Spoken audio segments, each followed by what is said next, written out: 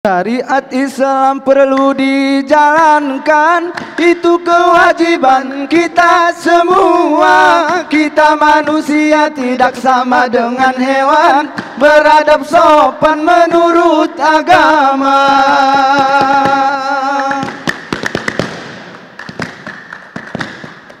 Manusia sekarang menurut pandangan, ajaran Quran tidak lagi berguna. Pakaian lelaki jadi rebutan, orang perempuan memakai celana.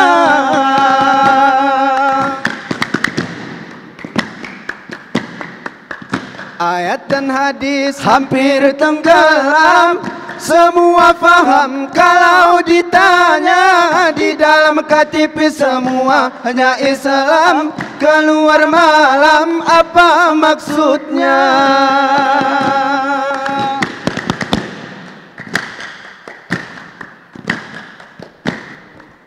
Kalau syariat tidak dipatuhi, sudah pasti datang lagi bencana. Sudah dirazia jilbab dan topi, perlu dibasmi alak berbahaya.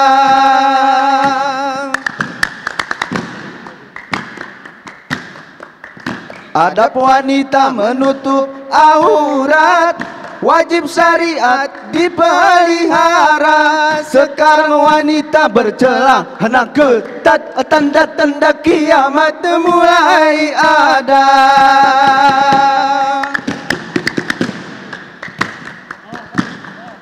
Pemuda-pemudi cukup kita heran, sudah merusakkan adat budaya.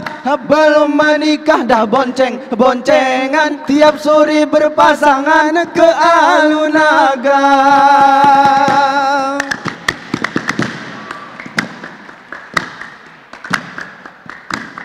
Muda-mudi sekarang sudah keliru, otak batu di dalam kepala. Kita sholat Jumat dia hari Minggu, di daerah Kaju tempatnya berdansa.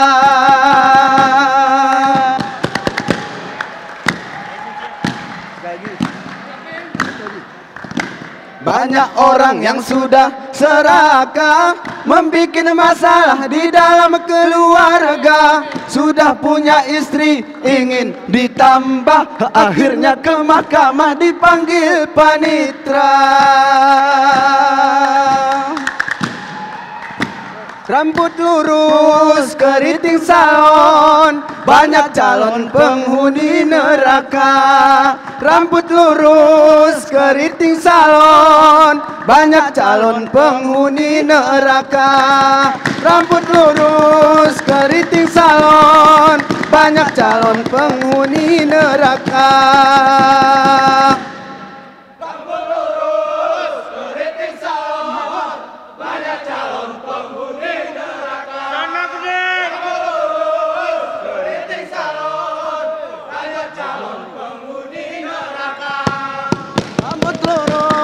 Keriting salon,